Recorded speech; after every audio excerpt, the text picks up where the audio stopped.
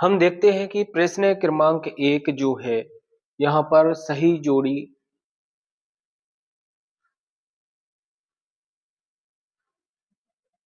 एक कन्फर्म है कि 10th क्लास में आती ही आती है। एक एक प्रश्न को हम देखेंगे। जैसे पहला वाला प्रश्न है, त्रिभुज समरूप होते हैं।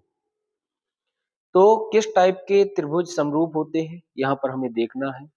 त्रिभुज जो होते हैं यहाँ पर देखा है समबाहु त्रिभुज। अगर जिसकी त्रिभुज की तीनों भुजाएं बराबर होती हैं, ऐसे त्रिभुजों को हम समबाहु त्रिभुज कहते हैं। तो पहले का जो राइट आंसर होगा वो होगा समबाहु त्रिभुज। समबाहु त्रिभुज का ये 4 नंबर का सही होगा। नेक्स्ट क्वेश्चन है आधारभूत आनुपातिक प्रमेय। आधारभूत आनुपातिक प्रमेय जो है इसको कहा जाता है, थेल्स प्रमेय को आधारभूत आनुपातिक प्रमेय कहा जाता है। सभी वर्ग होते हैं, तीसरा क्वेश्चन है सभी वर्ग होते हैं तो वर्ग कैसे बनता है, इस टाइप का जिसकी चारों भुजाएं बराबर होती हैं और वो उसकी आकृति में चाहे छोटा हो या बड़ा हो, तो सभी वर्ग होंगे ये क्या कहलाएंगे, समरूप कहलाएंगे। सभी वर्ग क्या कहलाएंगे, समरूप कहलाएंगे। दो समरूप त्रिभुज की संगत भुजाएं, अगर कोई भी दो त्रिभुज दिए हैं और उसकी संगत भुजाओं की बात करें तो संगत भुजाएं समानुपाती होती हैं। कैसी होती हैं, समानुपाती होती है। त्रिभुजों की माध्यिकाएं, अगर हम त्रिभुजों की माध्यिकाओं की बात करें तो माध्यिकाएं जो होती हैं वो होती हैं संगामी। कैसी होती हैं, संगामी होती हैं। नेक्स्ट है समरूप त्रिभुजों की संगत भुजाएं, तो संगत भुजाएं जो होगी वो आनुपातिक होती है, आनुपातिक समान होती है। तो यहां पर क्या हो जाएगा, त्रिभुजों की वो समरूप त्रिभुजों की संगत भुजाएं आनुपातिक बराबर होती हैं। के विकर्ण, अगर हम घनाभ के विकर्ण की बात करते हैं, घनाभ के विकर्ण की लंबाई, तो घनाभ की विकर्ण की लंबाई जो होती है वो होती है अंडर रूट। अच्छा, घनाभ कैसे होता है,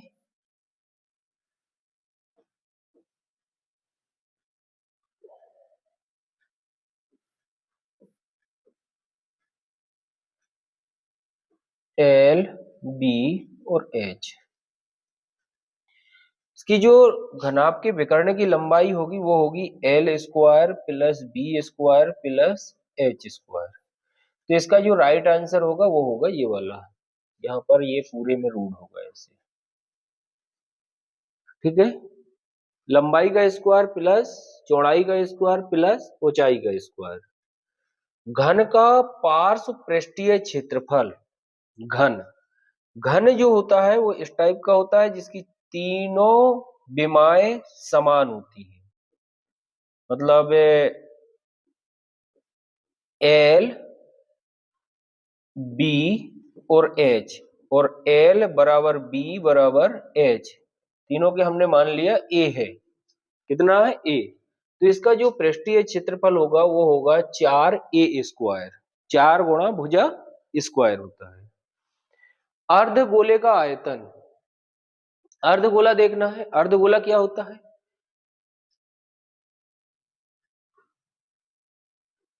ये अर्धगोला है। और जो गोला होता है, गोला का आयतन होता है 4/3 पाई आर क्यूब। अर्धगोले का आयतन होता है, ये होता है गोले का जो होता है वो होता है 4/3 पाई आर क्यूब। तो अर्धगोले का होता है 2/3 पाई आर क्यूब। तो अर्धगोले का 2/3 पाई आर क्यूब, इसका तीसरे का ये हो जाएगा, चौथे नंबर का 2/3 पाई आर क्यूब में जाएगा। खोखले बेलन का आयतन,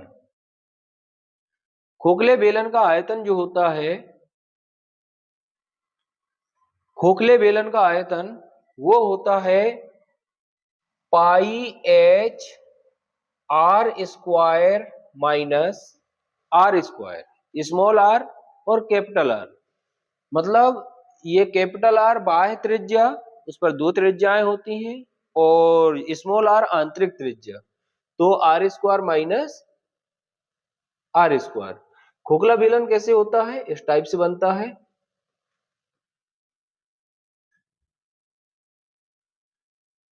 ये खोखला बेलन हो गया। तो दो त्रिज्याएं होगी, रेडियस दो होगी।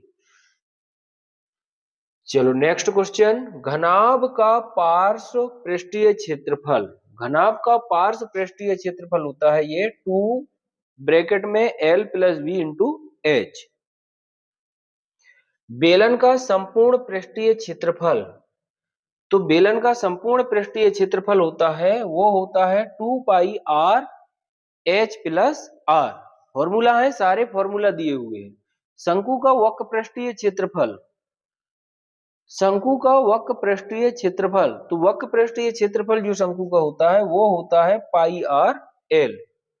अर्धगोले का संपूर्ण पृष्ठीय क्षेत्रफल 3 पाई आर स्क्वायर होता है, राइट। तो ये ऐसे सही जोड़ी, पूरे फॉर्मूला है, फॉर्मूला कंप्लीट करेंगे तो ये हमारी बाहर नहीं जाएगी, फॉर्मूला से ही सही जोड़ी पूछी जाती है। हाँ,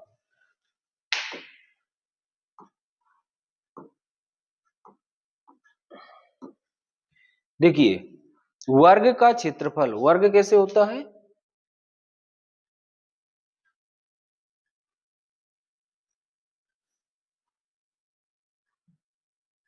ये वर्ग है। वर्ग में एक भुजा अगर ए मान ली तो ये भी ए, ये भी ए, ये भी ए होगा। अब वर्ग का क्षेत्रफल, वर्ग का जो क्षेत्रफल होता है वो होता है ए की पावर 2, तो इसका राइट आंसर हो जाएगा सेकंड। घनाभ का आयतन, घनाभ का आयतन जो होता है वो होता है एल बी एच। ये घनाभ का आयतन हो गया, लंबाई गुणा चौड़ाई गुणा ऊंचाई। शंकु का आयतन, शंकु का आयतन होता है 1/3 पाई आर स्क्वायर इंटू एच। शंकु का आयतन होता है 1/3 पाई आर स्क्वायर एच। अर्धगोले का आयतन, अर्धगोले का आयतन जो होता है वो होता है 2/3 पाई आर क्यूब। यह अर्धगोले का आयतन हो गया। अर्धगोले का वक्र पृष्ठीय क्षेत्रफल, देखिए दोनों में अंतर है, एक संपूर्ण पृष्ठीय क्षेत्रफल और वक्र पृष्ठीय क्षेत्रफल।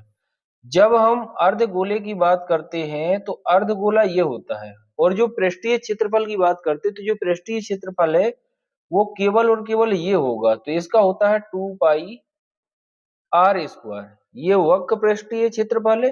यदि हम यहीं पर संपूर्ण पृष्ठीय क्षेत्रफल की बात करें तो इसके साथ में पाई आर स्क्वायर ये भी जुड़ जाता है इस पर, तो ये हो जाएगा 3 पाई आर स्क्वायर। लेकिन ये संपूर्ण नहीं पूछा गया है, ये पूछा गया है वक्र पृष्ठीय, तो वक्र पृष्ठीय में क्या होगा, ये वाला सही होगा, जिसमें आंसर होगा 2 पाई आर स्क्वायर, राइट। घन का आयतन ए की पावर 3, घन का आयतन भुजा की घात 3। बेलन का वक्र पृष्ठीय क्षेत्रफल, तो बेलन का वक्र पृष्ठीय क्षेत्रफल जो है वो होता है पाई आर स्क्वायर एच। ये ऐसे करके आपके 3 सही जोड़ी आज खत्म होती है। नेक्स्ट सही जोड़ी अगले, नेक्स्ट सही जोड़ी की बात करते हैं हम, माध्य ज्ञात करने की प्रत्यक्ष विधि। तो माध्य ज्ञात करने की जो प्रत्यक्ष विधि होती है वो होती है sigma F x I upon sigma F आई। अगर ये कहीं पर भी दिया है तो इसका आंसर ये हो जाएगा, इसका आंसर हो गया sigma F I X I upon sigma F I, right. माध्यक ज्ञात करने की, ज्ञात करने का सूत्र, माध्यक ज्ञात करने का सूत्र है, माध्यक ज्ञात करने का सूत्र जो है वो है ये वाला L प्लस, इसमें समझ में नहीं आ रहा हो तो मैं इधर लिख देता हूं, NY2 minus C F upon F bracket into H. ये माध्यक, माध्यक निकालने का फॉर्मूला है।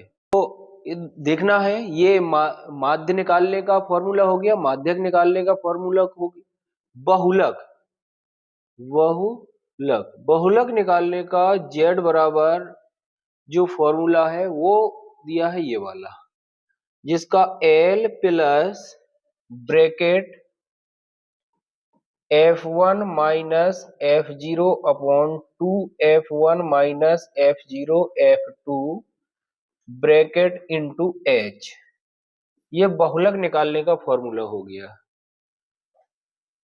ny2वां पद प्लस ny2 प्लस 1 वां पद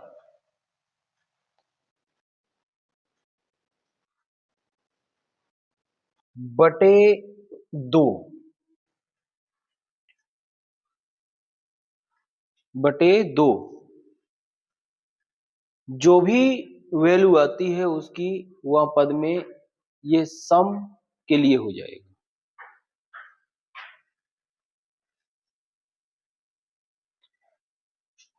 माध्यक जब n पदों की संख्या विषम हो तो विषम के लिए n प्लस 1/2 पद,